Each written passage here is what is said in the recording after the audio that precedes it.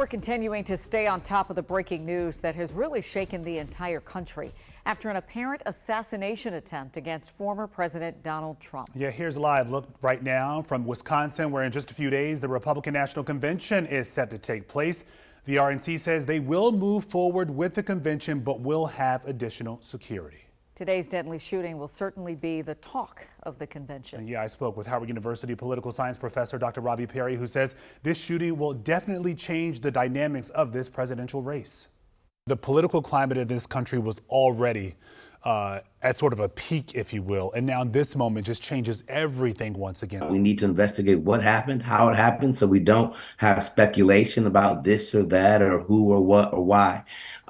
Meanwhile, though, we need to still be willing to prepare for the political calendar that's ahead of us. The RNC conventions begin on Monday in Milwaukee.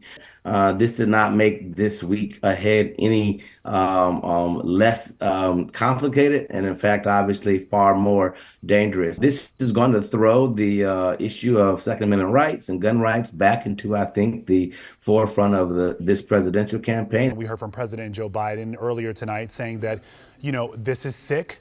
He referred to the former president by his first name, saying he called Donald to find out how he's doing. On the other hand, Dr. Perry says what former President Trump says about this incident and who he blames is critical. He seemed to have mouthed the word fight while he put his fist up in the air as he was being hoisted away by by the Secret Service agents. And so, you know, I think that's part of his mentality, is to be the strong man in the room. That's been part of his personality, part of his campaign image. I expect that you're going to see a defiant and a resolute Donald Trump when he gets back in front of the lectern and a microphone.